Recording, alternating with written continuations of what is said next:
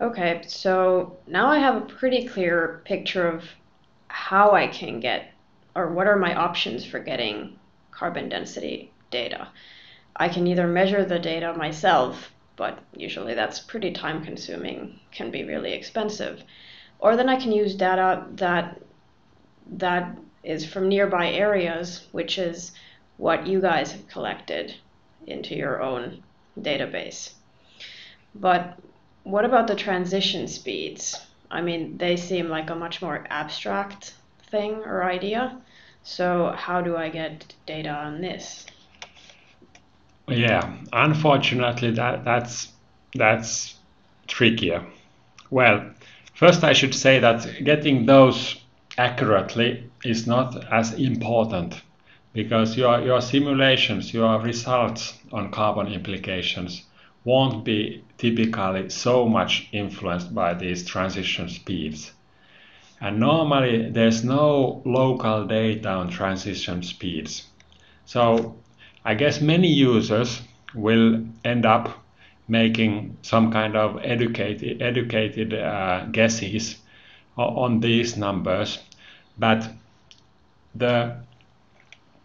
in the case of biomass transition speed, for example, if there is deforestation, a forest is converted into a cropland, most of the carbon in the biomass of the previous land use, the forest, disappears very fast. So it doesn't matter so much whether it's 50% per year, like in this case, or 60 or 70 or 30. It won't influence your results that much.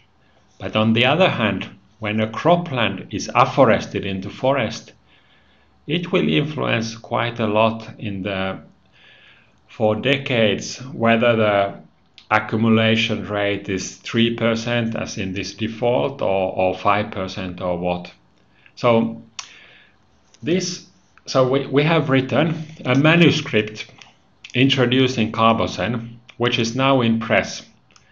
I still have only this Word file, but it's in press. It's accepted to the journal Ecography.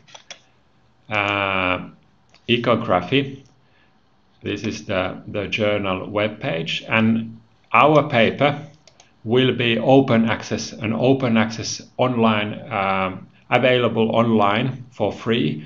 It's a software note in the category of software notes, and probably next month, which is January 2017, it might be available already in the journal website.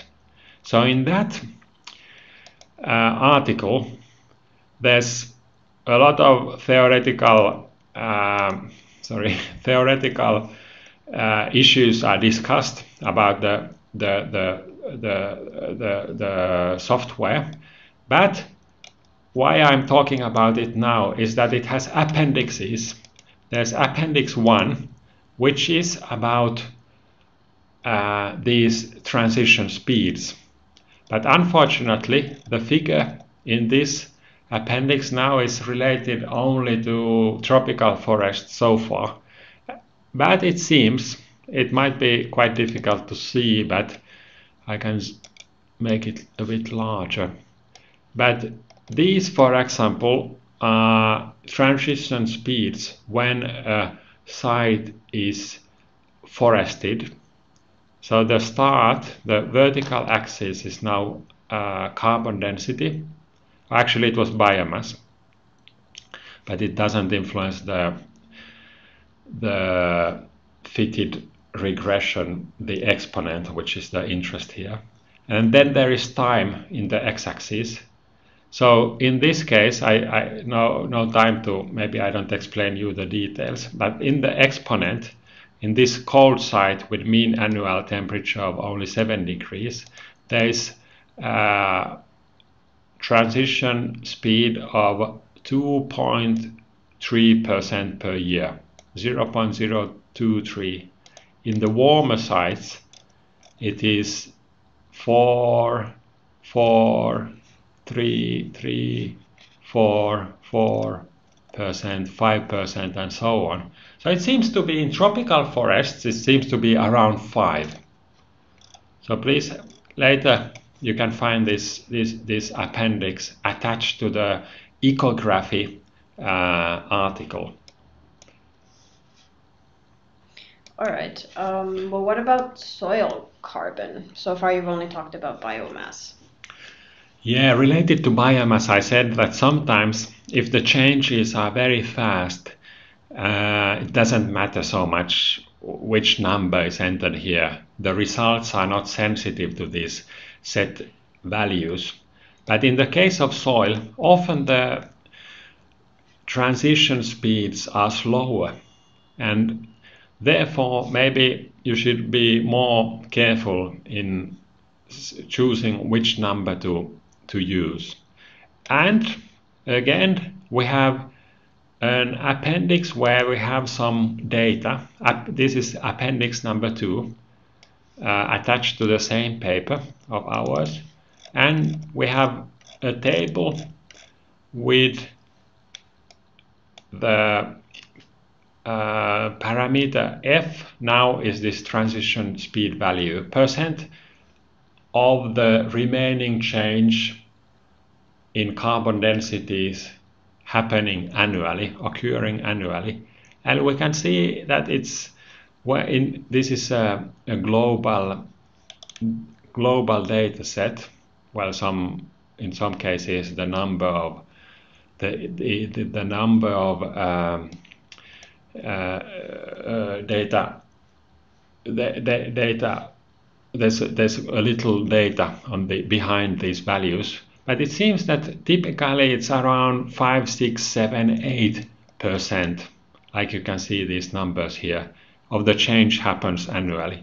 When there is a decrease, this is typically decrease, when grassland is converted into a cropland, there will be in these 3 cases there was a faster drop in carbon density. So 15% of the change happened annually.